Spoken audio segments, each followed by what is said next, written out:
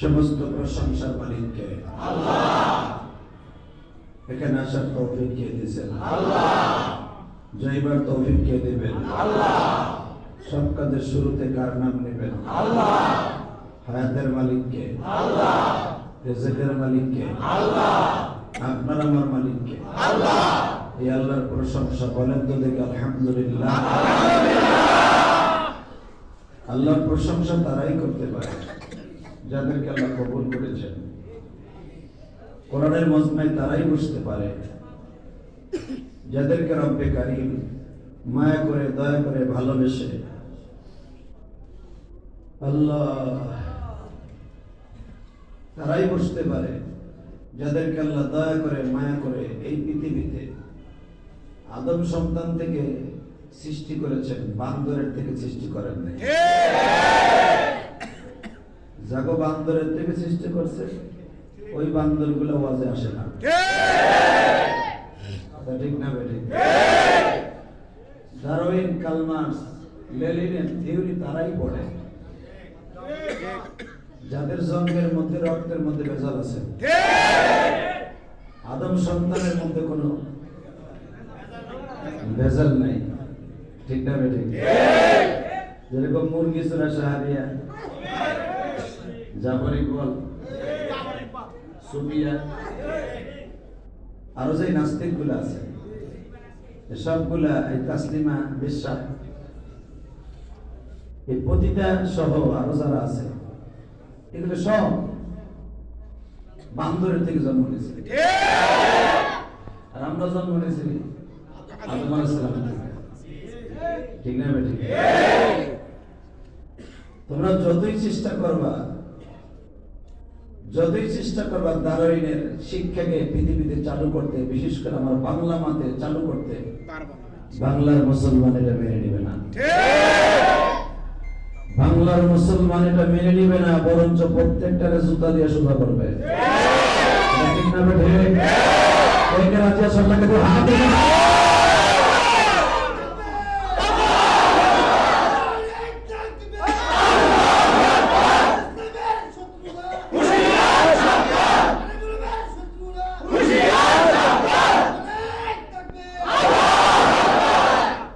এর নাম হলো ইমানদার, ঠিক না বেঠিক?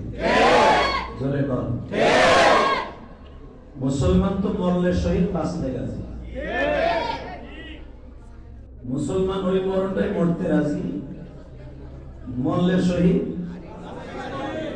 এটা আসতে পারেন কেন?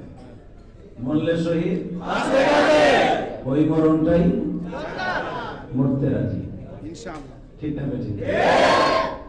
মুসলমান জীবন দেয়, ইমান দেয় না। এটা হলো মুসলমানের 1 নম্বর থিওরি। আদম সন্তানের 1 নম্বর থিওরি হলো জীবন দেয়, ইমান দেয় না।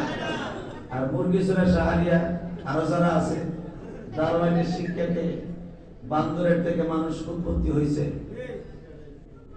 এরা জীবন দিয়া, জীবন তো দেয় না, বরঞ্চ বাঁচার লেগে ইহুদি নাসারা হইতে রাজি আছে। সবচেয়ে বেশি কষ্ট লাগে সরকার বাহাদুর এই সমস্ত নাস্তিক গুলারে কিছু কয় না, আর বরঞ্চ এদের দিয়ে উৎসাহ করে, এদেরকে আরো বাড়ায় দেয়। যে আলেম ওলামারা গোসা দিয়ে দেয়, কি করে? আরে বাংলাদেশের মুসলমান এত সহজ না, এটা শাহজালাল আমানের দেশ, এটা শাহ মাকদুমের দেশ, চরমন আল্লাহর কুতুবের দেশ, শশীন আল্লাহর কুতুবের দেশ, তাবলীগের দেশ। এই দেশে কোনদিন ডারউইন, কালমার্স, লেনিনের শিক্ষা এই দেশে চালু হতে পারে না।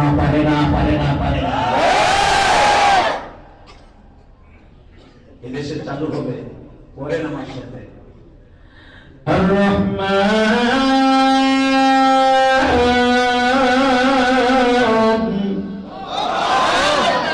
আল্লামাল কুরআন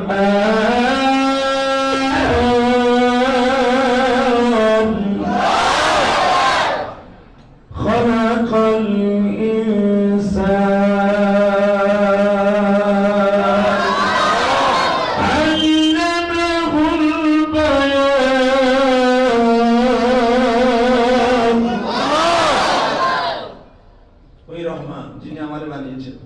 শিক্ষা দিয়েছেন আমার কোরআন। বান্দরের জাতি যারা এটা কোরআন শেখায় না, সাদা চামড়া কুত্তার জাত যারা এটা কোরআন শেখায় না। কোরআন শিক্ষা তাদেরকেই দেয় যারা আদম সন্তান। বয়ান তাদেরকে শিক্ষা দান করেন যারা আদম সন্তান। যারা বান্দরের সন্তান এগুলো শিক্ষা দেয় না। কথা বলেন না কেন? আমার মন খারাপ। আমার এই বছরের সবচেয়ে বিড়ঙ্গা মা আপনি যদি হয়ে যায় এটাও ঠিক, এটা বলে ঠিক। মানে যে 20 বছর মসজিদের মধ্যে দেয়, আসলে কি করবে জায়গা নাই তো, ঠিক আছে ঠিক।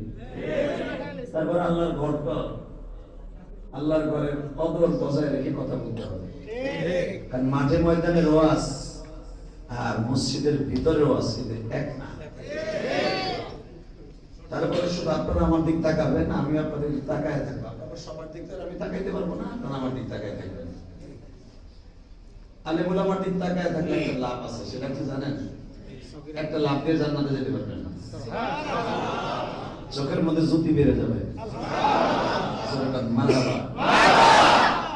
এবার একটা পাকার ব্যবস্থা করে মসজিদের ভিতরে করে না একটা ভেটার দিল।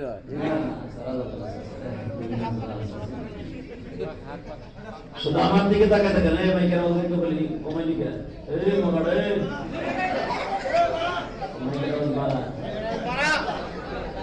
শুধু আমার এই টাইম কটা বাড়াই, এই দুটা বাড়া ভিতরের বাড়াইলে হবে, বাইরে বাড়ানো লাগবে না। শুধু একসাথে বলেন তো, আমরা কি আদম সন্তান না বান্দরের সন্তান? কেউ যদি কয় মানুষ বান্দর দিয়ে হয়েছে, প্রথম এক যুগ পরে বান্দরটা একটু সোজা হয়েছে, পরে এক যুগ পরে দুইটা ঠ্যাং গেছে, এরপরে এক যুগ পরে লেজটা চলে গেছে, এরপরে সোজা হইয়া উপর দিয়ে খাড়া হইয়া পা মানুষ হয়ে গেছে। এগুলো কুমাইছে কেটা, জন্ম দিয়েছে কেটা, এগুলো কি বুদ্ধি! অর্ধেক খারাইছে, পরে লেঞ্জা পড়ছে, পরে সামনে দিকে ঠ্যাং পড়ছে। নজমিলে বলেন মানুষ কুত্তার চাইতে খারাপ, মাথায় তো বুদ্ধি নাই, বরং যেটা কুত্তায় বুঝছে মাথার উপরে। হারামি বলে কথা খারাপ। আমার আল্লাহ কোরআনে বলেন খলাকাল ইনসান, আমি মানুষ বানাইছি। কাল ফাখা খলাকাল জান্না মিন মারিজি মিন নার, আমি মানুষ বানাইছি পোড়া মাটি পানির সাথে মিশে যায়। আর এটা আদম সন্তান, লাকাদ কাররামনা বানি আদম। আরে বান্দরের জাতি কয় এরা বান্দরই হয়েছে, তো লোকের কাছে বান্দরই গেছিল। আর চেহারাও তো দেখেন না, এই বান্দরের মতোই। কথা কর না কেন? যারা বান্দরের মতো, জন্ম বান্দরের মতোই হয়েছে। আমাদের জন্ম মুসলমানের ঘরে, আমাদের জন্ম ইমানদারের ঘরে, আমাদের জন্ম হইতেছে মুসলমানের ঘরে, আমাদের জন্ম হইতেছে আল্লাহর কুদরতি। আমরা বৈধ সন্তান, আমরা বৈধ মুসলমান।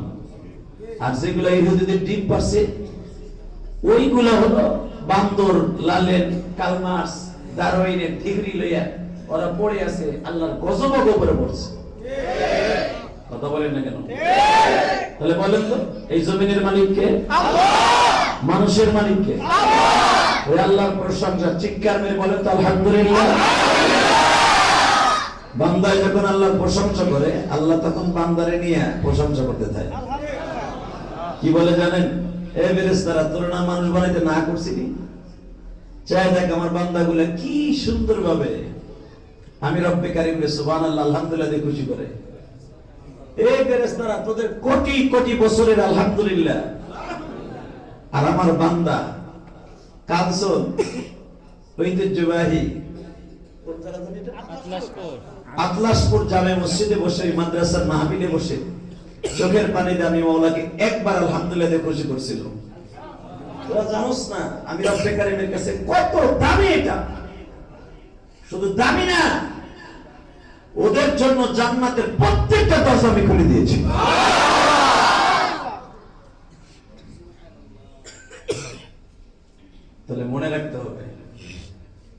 বান্দরের জাতি, এদের জবান দিয়ে বান্দরের মধ্যে কথা বের হবে। ঠিক না বেঠিক? হযরত আদম আলাইহিস সালাতু ওয়াস সালামের সদা সর্বদা তার সন্তানদের সামনে নসিহত করতেন।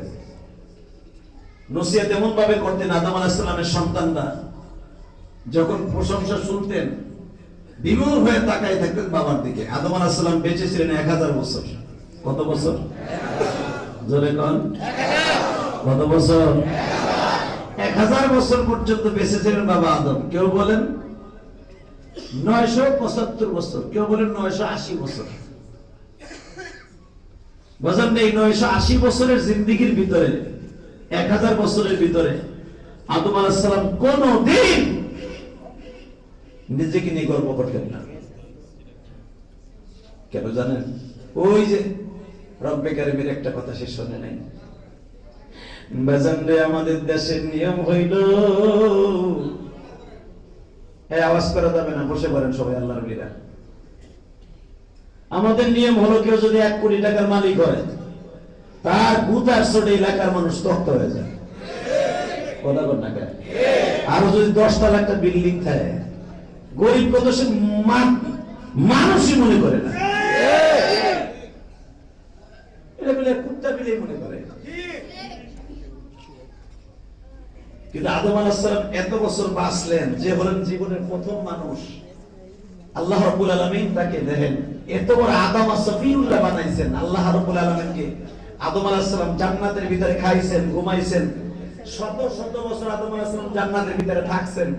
তথাপি দুনিয়া আসার পরে আমার বাবা আদম একটা কথা আল্লাহ না শোনার কারণে, একটা কথা না শোনার কারণে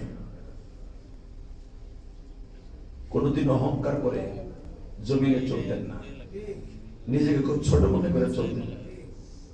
আমরা পুরো সপ্তাহের ভিতরে 1 ওয়াক্ত নামাজ পড়ি না, ঠিক না বেটি? নামাজ তো পড়ি না, বরং নামাজ যারা পড়ে এক উল্টা মিলে বকে। এক বাহিনী বাংলাদেশে আছে না, একেবারে নামাজ রোজা লাগে না, আছে না? আর পীর বাবা গুলো সব দেয়, আর পীর রে আর ওরে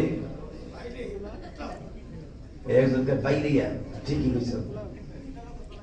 এই মুসলমানের পোলা, দুনিয়ায় নামাজ ছাড়া কোনো মানুষ জান্নাতে যেতে পারবে না। কোথাও গেল আজকে এক বাহিনী আছে বা নামাজ লাগে, এগুলো আসলে মুসলমান না, ওইটি বান্দরের জাত। বান্দরের যেমন নামাজ লাগে না, কুত্তা বিলের যেমন নামাজ লাগে না, ওইগুলোর নামাজ লাগে না। কিন্তু আমাকে নামাজ লাগবে কি লাগবে না? লাগবে, লাগবে ইনশাআল্লাহ। বলেন তো। আমার নবী মদিনায় যাওয়ার পরে সর্বপ্রথম 5টা কাজ চালু করলেন। কয়টা? জোরে কোন? কয়টা? 1 নম্বরে নামাজ, 2 নম্বরে যাকাতের হুকুম, 3 নম্বরে রোজা, 4 নম্বরে পর্দার আয়াত নাযিল হয়ে গেল। মারহাবা বলেন। 5 নম্বরে জিহাদ নবীর জন্য বন্ধ ছিল। জিহাদ মক্কি জিন্দেগিতে নবীর জিহাদ ছিল না, নবী খালি মাইর খাইছে, মাইর দেয় নাই। মদিনায় যাওয়ার পরে চালু হয়ে গেল। নবী ভাবে বললেন, আমাকে আল্লাহ এইভাবে অর্ডার দিয়েছেন, ইয়া আইয়ুহান নাবিয়্যু হাদ্দিজিল মুমিনিনা আলাল কিতাল। আজকে জিহাদরে জঙ্গি বানায় ফেলেছে। নাউজুবিল্লাহ বলেন না? জিহাদরে জঙ্গি বানায় ফেলেছে। আলাকে জিহাদ আর জঙ্গি কিন্তু এক না। কথা বলেন না কেন? উহুদের যুদ্ধে আমার বিশ্বনবী, উহুদের যুদ্ধে আমার বিশ্বনবী রেডি হচ্ছে। এক সাহাবী দাঁড়ায় বলে, হুজুর এটা কি আমাদের জঙ্গিবাজ হচ্ছে না? শান্তিপূর্ণ মদিনাটাকে এত সুন্দর করছি। নবী বললেন, তুমি মুনাফিক, তুমি মুনাফিক, তুমি কি হয়েছ? আমি মুহাম্মদ মক্কি জিন্দেগিতে মাইর খাইছি, মাইর দেই নাই। আমাকে আল্লাহ মদিনায় আসার পরে 5টা কাজ চালু করতে বলছে, তার ভিতরে জিহাদ একটা। এটাকে তুমি জঙ্গি বললে কেন? বাংলাদেশে কিছু কিছু নামদারি মুসলমান আছে, তারা কয় জিহাদ আর জঙ্গি। তাহলে বুঝতে হবে এই বান্দরের জাত। বাসাতে আমার নবী ওই সাহাবীকে বুঝায় দিলেন, তুমি কি একবারও দেখো না আমার মালিক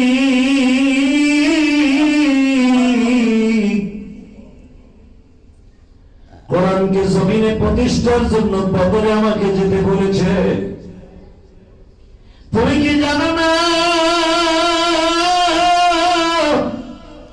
আমার মালিক আমাকে আমার মায়ের দেশ চাইলে তোমাদের দেশে পাঠাইছে। পৃথিবীর কোন মানুষ চায় না নিজের মাতৃভূমি চাই না কোথাও যা। এই রূপগঞ্জের মানুষ চায় না গোপালগঞ্জ যায় বসবাস করুক। নারায়ণগঞ্জের মানুষ চায় না গো বাবা নবাবগঞ্জ যায় বসবাস করুক।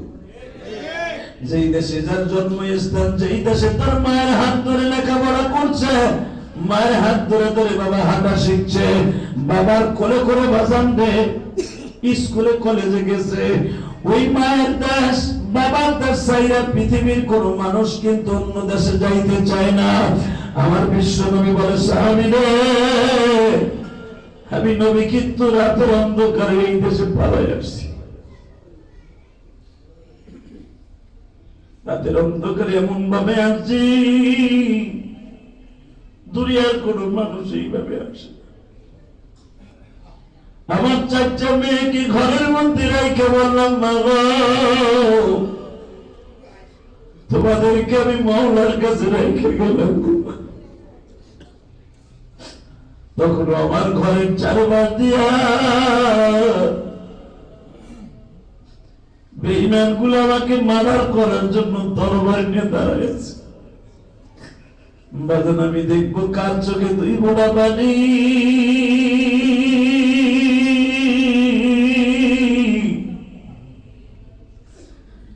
আমার নবীর কথা শুনিয়ে যার চোখে এক ফোঁটা পানি আসবে ওই মানুষটা কোনদিন জাহান্নামের আগুনে জ্বলবে না। আজকে আমার নবী এত সুন্দর মানুষ,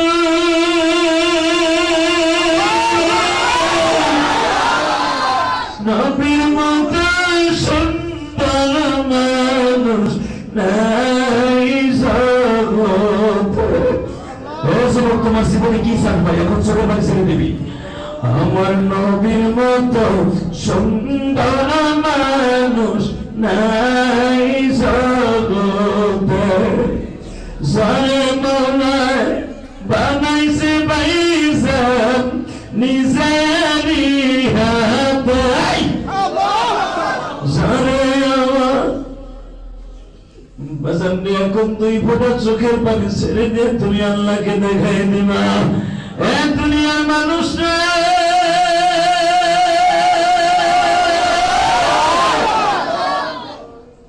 যেই মানুষটার শরীরে কোনদিন মশা মাছি পড়ে নাই গো বাবা, যদিও নবীর শরীরে কোনদিন মাছি বসত চুমা দিয়ে চলিয়ে যেত। সারা দুনিয়ার মাখলুক আমার নবীর খাদেম ছিল গো বাবা। নবী যদি কোন গাছের ছায়ে বসতে কোন কীট পতঙ্গ নবীরে কামড় দেবে এমন সিস্টেম ছিল। নবী যেটাই যাইতেন রোদের কোন তাপ নবীর গায়ে লাগতেন না। আমার নবীর সম্মান একটা ডিজিটাল ছাতির ব্যবস্থা করে দিয়েছিলেন। নবীর গায়ে জীবনে কোনদিন বাজারে এক ফোঁটার জন্য রৌদ্র লাগে নাই। আমার নবী কোন পাহাড়ের ঢালুতে বসলে পাহাড়ের ছায়া যদি অন্য দিকে থাকতো নবীর কারণে নবীর দিকে আলো দিত। জোরে জোরে জোরে জোরে জোরে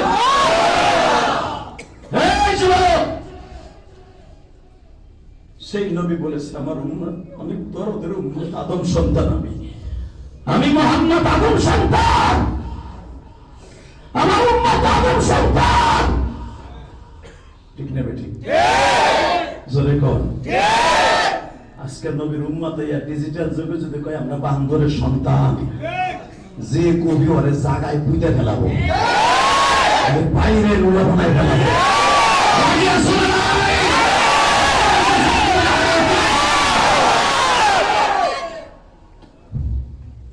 আল্লাহকে দেখায় দিবা আমরা আদম সন্তান, আমার নবীর সন্তান আমরা। ঠিক না বেটি? দুনিয়ার সব নবী আমাদের বাবা।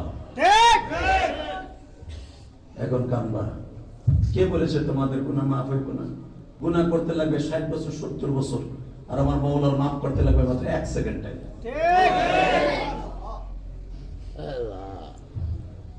জীবনের গুণের চাইতে আল্লাহ রহমতের সংখ্যা বেশি। ঠিক না বেটি? ধরে কর। যেই নবীর গায়ে জীবনে কোনোদিন মশা মাছি পড়ে নাই, যেই নবীর গায়ে জীবনে কোনোদিন কেউ একটা থাপ্পড় দিলে আমার আল্লাহ সহ্য করতে পারতেন না, আমার নবী আজকে নিজে থাপ্পড় খাওয়ার লাগে, মায়ের খাওয়ার লাগে, এই কোরআনকে প্রতিষ্ঠার লাগে মাঠে যাইতেছে।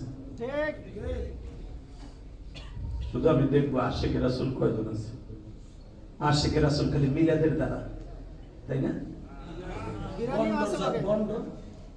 12 রবিউল আউয়াল আসলে একবারে নবীর নিচে নামে হেলায়। কথা বল না কেন? আপনি কি জানেন আমার নবীর ইজ্জত জমিনের শ্রেষ্ঠ ইজ্জত। 12 রবিউল আউয়াল আসলে কেক দিয়ে কেক কাটে আর হ্যাপি বার্থডে টু ইয়া রাসূলুল্লাহ। নাউজুবিল্লাহ।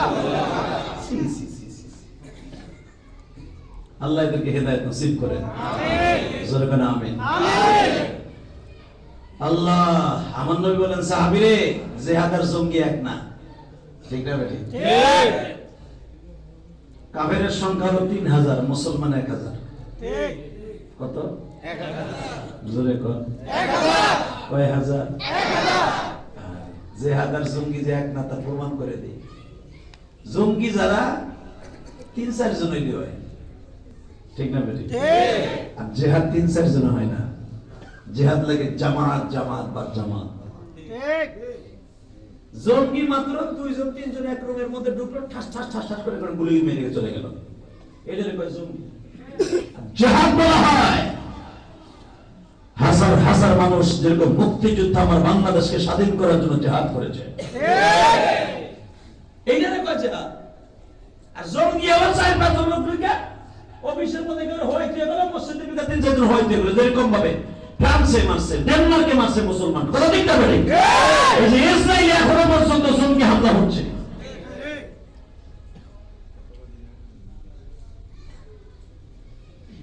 আল্লাহ আমাদেরকে হেদায়েত নসিব করেন। আমিন।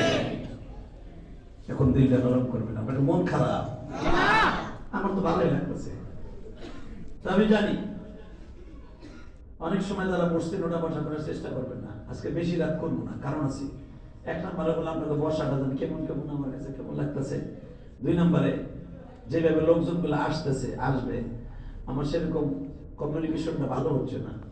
তারপরে আমি আপনাদেরকে বলবো আল্লাহর ঘর যখন, আল্লাহর ঘরে ইহতিরাম বজায় রাখতে হবে। ঠিক না বেটি? ওটা বসা করা যাবে না। অনেকে আছে অন্য প্যান্ডেলে অনেক লোক আছে ওয়াজের বহে বিড়ি ওটা নেই, আছে না? নাই ওয়াজে বই এখানে মগার তো 1/2 ঘন্টা ওদের বিড়ি না খেলে পেটটা বলে ফুট বলে আর পেটে গ্যাস হয়। মানুষের বিড়ি ধুমা পেটে গেলে গ্যাস হয়, আর ও না খাইলে বলে গ্যাস হয়। এই জন্য দেখবেন কিছু কিছু লোক আছে সকালবেলা বাথরুম কি দিয়ে হয় না, বিড়ি না খাইলে। বিড়ি ধুমে বলে যাই আর পেটের মধ্যে ঘুরে ঘুরে হইতে বাইর করে। আস্তাগফিরুল্লাহ আস্তাগফিরুল্লাহ।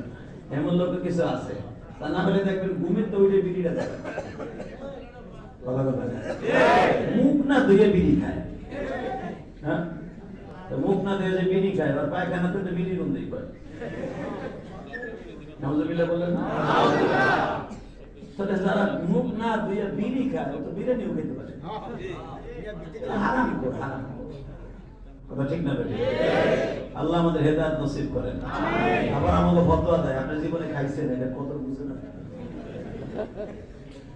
আমরা খাই নাই ভাইয়া, খাইতেও চাই না, কিন্তু পাও হাতে ধরে বলে যাই তোরা যা খাইতেছস তোকে ভালো হইতেছে না। ঠিক না বেটি? তোরা যারা খাইতেছস তোকে ভালো হচ্ছে না, এটা এখন বুঝবি না, মরার পরে বুঝবি যে আমরা কি কইছিলাম। আল্লাহ আমাদের হেদায়েত নসিব করেন। আমিন। জোরে বলেন আমিন। আমিন। আল্লাহ তা কিছু লোক আছে ওয়াজের মধ্যে বহে 1/2 ঘন্টা না খাইলে তার পেটের মধ্যে গ্যাস জমে, ওটারে সারার লেগে বিড়ি টানতে হয়। তো খবরদার মসজিদে কিন্তু বিড়ি টেনে ঢোকা যাবে না।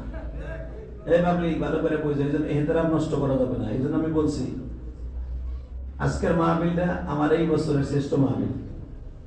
কারণ বৃষ্টি হলে মসজিদ হয়, কিন্তু আজকে কি লেগে ঠান্ডা পড়ছে বাইরে আল্লাহ জানে। আপনার প্যান্ডেলটা তো বাইরে করতে পারতেন, মসজিদে কিছু লোক বসতো। তো যাই হোক, তারপর আপনার বসছেন, আমার খুব ভালো লাগতেছে। আলহামদুলিল্লাহ। 1 নম্বরে ভালো লাগতেছে আল্লাহর ঘরের ভিতরে যতগুলো ওয়াজ শুনবেন অন্য মাঠের থেকে এখানের সওয়াব হবে 100 গুণ। 2 নম্বর যদি মসজিদের ইহতিরাম বজায় রাখেন, মসজিদের কদর, তাহলে আপনার সওয়াব হবে 1000 গুণ। আর যদি বিড়ি বুড়ি টাইনে তাহলে তো আপনার সব শেষ। এদিক দিয়ে তো আপনি ভালো আছেন, অন্তত মসজিদের খাতিরে আপনি আজকের বাইরে দিতে পারতেছেন না। আর যেটা বাইরে যাবেন ওর লুঙ্গি টেনে ধরো মাঝখান, বাইরে কোনো সিস্টেম নেই, কোন দিক দিয়ে যাবেন, এক দরজা দিয়ে যাবেন, খালি কপরে দেওয়া ওইটা তো কেন দেবেন না, এক কেন তো রাত্রি বের করলেন মাঝখান। এই যে দেখো আরেকটা মগা গেটের কাছে খারাপ, এই আবি না যাবি, এদিকে না খারাপ হয়েছে, কানা ফেরেস্তার মধ্যে খারাপ হয়েছে, পকেট খারাপ। আল্লাহ হেফাজত করেন, বলেন তো বাজান, আমার নবীর সাথে সুন্দর মানুষ আছে?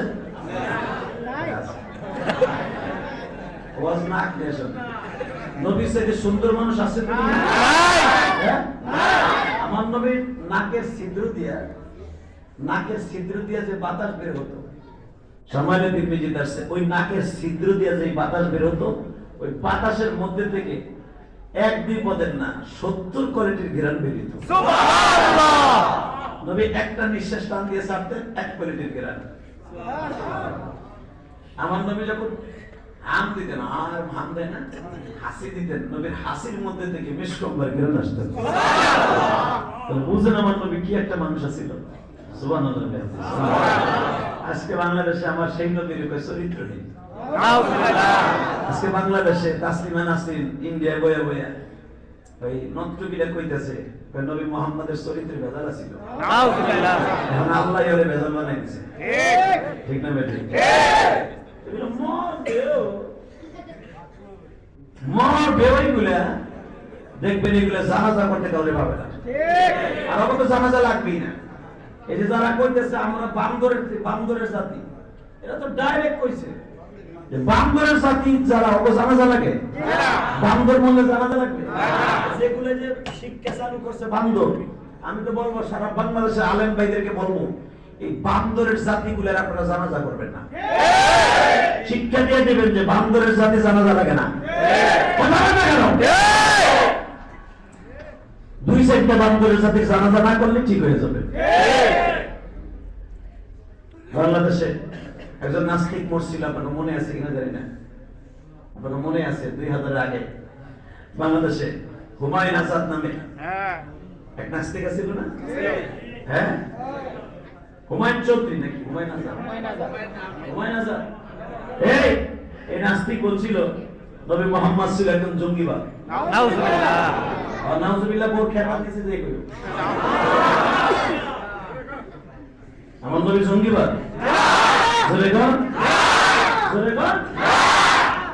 এই ওয়াজারটাই কইছিল হুমায়ুন আজাদ, নবী মুহাম্মদ ছিল জঙ্গিবাদ। জঙ্গিবাদের উৎপত্তি করে দিয়েছে নবী মুহাম্মদ। এই নাস্তিক যখন মরে, আপনারা জানেন সিঙ্গাপুরে লাশ আসতেছিল বাংলাদেশে, আপনাদের সব ইতিহাস মনে আছে।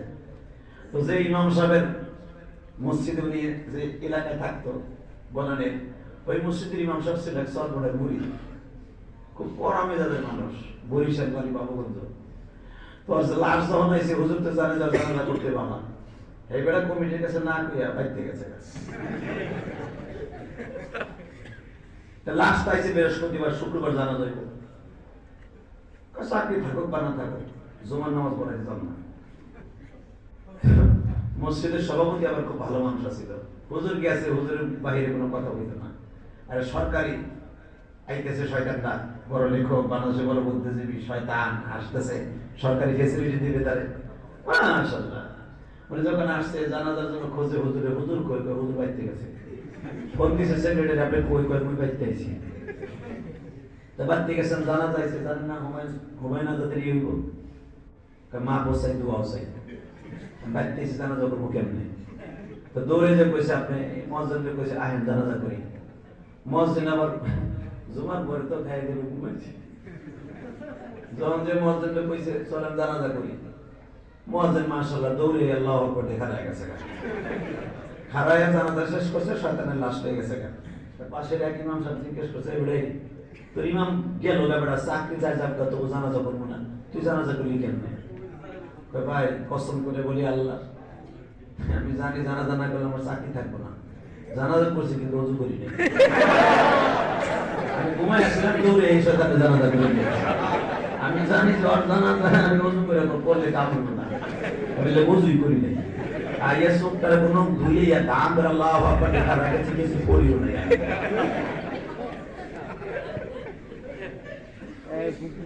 আল্লাহু আকবার বলতে পারেন না? তাহলে সেই নাস্তিকগুলা বলে বান্দরের থেকে আমার উৎপত্তি। এই বান্দরগুলার জানাজা না করলে বোঝা যাবে যে তুই আদম সন্তান যখন না, তখন তো জানাজা লাগবে না। আদম সন্তান হলে তোর জানাজা লাগবে ঠিক আছে? হাদিসের প্রত্যেকটাকে মানুষ আদম সন্তানের ইন্তেকালের পর করে ইবাদত করতে হবে, তার গোসল দিতে হবে, তার কাফনে কাফন পরাইতে হবে, জানাজা করতে হবে, কবর দিতে হবে। তোরা যদি বান্দরের থেকে হস, কবর নাই, জানাজা নাই, কাফন নাই, কুত্তার মতো বেড়াইতে পারে আসমান মাসে।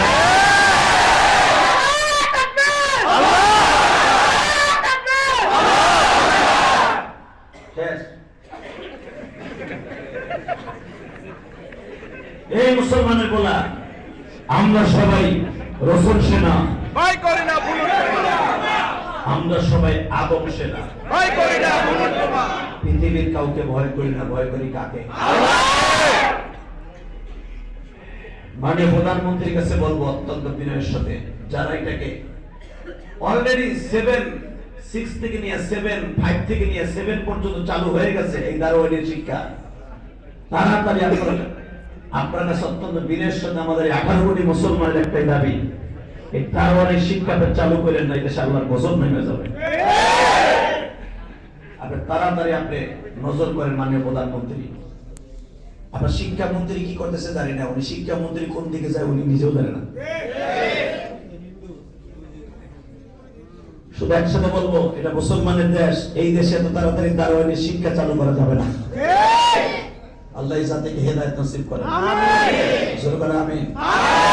এই রূপগঞ্জ নারায়ণগঞ্জের মুসলমান এখন একটা আওয়াজ দিয়ে বলেন, আমার নবীর চেয়ে সুন্দর মানুষ কেউ আছে?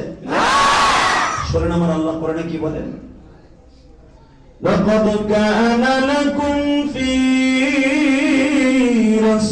রাসূলিল্লাহি উসওয়াতুন হাসানাহ ওয়া ইন্নাকা লা'আলা খুলুকিন আযীম। ইকরা বিসমি রাব্বিকাল্লাযী খলাক খলাকাল ইনসানা মিন আলাক।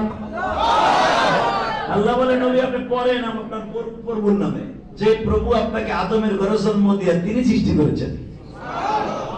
এটা কে বলেছেন? আল্লাহ। আপনাকে আল্লাহ বানিয়েছেন, আপনি পড়েন ওই প্রভুর নামে। আর যারা বান্দরের দিয়েছে এখন তার আল্লাহ কয় নাই ইকরা ইকরা বিসমি রাব্বিকাল্লাযী বান্দর। এই হাসো না। আল্লাহ বলছে, হে আদম সন্তান তোমাদেরকে আমি বানিয়েছি, তোমার প্রভুর নামে পড়ো। আর নবীকে আল্লাহ বলতেছে, অর্থাৎ নবীকে বলার দ্বারা আমাদেরকে বলতেছে। এই যে ছেলেগুলা আমি পাগড়ি পরিয়ে দিলাম, এরা কি আদম সন্তান না বান্দরের সন্তান? এদেরকে আল্লাহ টার্গেট করে বলতেছে, ইকরা বিসমি রাব্বিকাল্লাযী খালাকাল ইনসানা মিন আলাক ইকরা রাব্বুকাল্লাযী আকরাম আল্লাযী আল্লামা বিল কলম। মারহাবা বলেন, মারহাবা। আমি তোমাদের শিক্ষা দিয়েছি আমার কোরআন, আমার ইলম শিক্ষা দিয়েছি, এই ইলমগুলোকে শিখবা আর আমি মাবুদের কুদরত দিবাই তদনুসারে আমল করে আর সিজদা দিবা। আমি তোমাদেরকে বানিয়েছি অনেক সাধনা করে, যেরকম মারহাবা মারহাবা। আর এইটা শিক্ষা দিয়েছেন আদম সন্তানের ভিতরে পৃথিবীর শ্রেষ্ঠ সন্তান আমার নবী, এবং পৃথিবীর শ্রেষ্ঠ ভার্সিটি থেকে শিক্ষা দিয়েছেন, সেই ভার্সিটির নাম হলো হীরা পর্বত। ঠিক না বেটা? আমার নবীর বয়স যখন 40 বছর, 41 বছর 4 মাস 10 দিন নবীর বয়স, হঠাৎ করে আমার নবী পাহাড়ের গুহার মধ্যে আল্লাহকে নৈকট্য হাসিল করার জন্য সিজদায় পড়ে আছে। আমার নবী ইন্দিমি টাইমে দেখে বিশাল বড় একটা দেহের মানুষ গর্তের মধ্যে ঢুকছে। আরে আমার নবী এমন একজন মানুষ ছিলেন, নবী যদি ঘামাইতেন, এই যে আমি ঘামাইছি, আমার ঘামের থেকে দুর্গন্ধ আসবে, আপনি ঘামাইলে দুর্গন্ধ আসবে। আর কিছু কিছু লোক আছে না ঘামাইলেও গন্ধ পায়, কথা বল না? বিশ্বের গন্ধ আছে না? কিন্তু আমার নবী যদি ঘামাইতেন, নবীর ঘামের থেকে মেশকম্বার ঘেরান আসতেন। আমার নবীতে সিজদা করে কাঁদতাছে, ইন দি মিন টাইমে বিশাল বড় একটা দেহের মানুষ আসছে, নাম তার জিব্রাইল। নাম কি? নাম কি? বাজারে জিব্রাইল আসিয়া নবীকে আস্তে করে হাত উঁচা করছি, ইয়া মুহাম্মদ তাআলানা, আসেন, আল্লাহুম্মা জিদ মুহাব্বাতি লিল্লাহি ওয়া রাসূলি, আসেন কোলাকুলি করি। আমার নবী হার বডি দেখে তার সেট হয়ে গেছে। এখানে যদি কোন সেই নাইজেরিয়ান আফ্রিকান যদি লোক একটা দরজার কাছে খাড়ায় কয় একটা লড়বি না, আয় কোলাকুলি করবি, বুড়া বেড়া কবে তোর কাছে মা পোষাই দোয়া ওসাই, আমার বুড়ি বিটে বিধি করতে চাই না। কথা ঠিক না বেটি? আরে ভাই, আমার মনে পড়ে 2013 সালে আমার বাড়ি কেরানীগঞ্জ হয়নি, তাবলিগ জামাত আইছিল একটা। তাবলিগ জামাত আসলে বাজারে গেছে, বাজারে যে জিজ্ঞেস করছে ইয়া আখি তাল है ना তো দোকানদার আমি তাল পাবো কই? ওই যে কইছে তাল है ना মানে দিকা হ্যাঁ দুটো কথা কমু, তাল পাবো আমি কিছু মুলা তাল পাবো। আল্লাহু আকবার, আল্লাহু আকবার। হে কি আসলে কই সামনে তাল দাও? সে কইছে দিকা হ্যাঁ দুটো কথা কই, তরকারির দোকান বলতে এটা আমি বেশি মূল, আমি তাল পাবো কই? তো হয় না আমরা আবার কিছু সকালবেলা হাঁটতে যাই, ভাই কি সেটা উনি কি কয় তাল চায় না কি চায় দেখেন তো, আমি বলছি তোমার তাল চায় না, হ্যাঁ কয় তোমার এদিকে আইতে, এই কথা, এই এত লম্বা এই দুনিয়া এখনো কানা ফেরাস্তার মতো লোক আছে। আমি কি এটা তো সাও, এটা তো ছোট দেখছো, বলছে যে এমনও লোক দেখছি তোমার আমার মতো দুই বগলে লেখারে সাইডে ধরে হাঁটবো সারাদিন, ঘুরবা মাথা বান্দরে বেশির মতো খালি ঘুরবা, মাথা বাইর করতে সাহস পাইবা না। ঠিক না ঠিক? বাজানদের এই যুগে যদি এরকম মানুষ হয়, জিব্রাইল তো কেমন ছিল বাবা। জিব্রাইল আমার নবীর সামনে দাঁড়ায় বলে, নবীজি আসেন আমার বুকের মধ্যে। নবী আমার বলেন, না গো আপনি কে? আনা জিব্রাইল রুহুল কুদ্দুস, আনা রুহুল্লাহ, আল্লাহর পক্ষ থেকে আমার নাম রুহুল্লাহ। সঙ্গে সঙ্গে বলতেছে, আপনি যদি রুহুল কুদ্দুসের পক্ষ থেকে আপনি রূহ হন, শুধু একটা কথার উত্তর দেন, আপনি আমার গর্তের মধ্যে কেন? আমি আপনার গর্তে আসছি, ইকরা বিসমি রাব্বিকাল্লাযী খালাক, পড়েন আপনার প্রভুর নামে যিনি আপনাকে বানিয়েছেন। আমার নবী বলেন, লা ইকরা, আমি তো পড়তে পারি না। আবার বলে, আবার পড়েন, বলে আবার পড়েন, আবার পড়েন। আমার নবী বলে, পড়তে পারি না। জিব্রাইল বলে, এই জন্যই তো আপনার সাথে মুনাকা করতে হবে। মুনাকা মানে কোলাকুলি করতে হবে বাবা। আমার নবীর বুকের মধ্যে ধরিয়া মঞ্জুর একটা সাপ মারলেন। আমার নবী মনে মনে কয়, আমার পুরা বডির খাসাগুলা বুঝি মাংসর থেকে আলাদা হয়ে গেছে। নবী আবার বসে বসে বলেন, তুমি কে? আমার জীবনে কোনদিন মশা মাছি আমার শরীরে বসে কামড় দিল না, আর তুমি আমার বুকটাকে ঝাড়ঝাড় করে দিলে। জিব্রাইল বলে, নবীজি আপনি আমাকে মাফ করবেন, আমার মালিক আমারে বলছে এই কোয়ালিটিতে আপনার সাথে মুনাকা করতে। নবী আমার বসিয়ে বলে, জিব্রাইল এবার তুমি পড়ো, কি পড়তে হবে? ইকরা বিসমি রাব্বিকাল্লাযী খালাক, খালাকাল ইনসানা মিন আলাক। এই কথা শুনে আমার নবী পড় করে তেলাওয়াত করতেছে বাজার। জিব্রাইল এখন নবীকে বলতে হয় না আপনি পড়েন, শুধু মুখ দিয়ে জিব্রাইল পড়লেই নবী পড়া শুরু করে দেয়।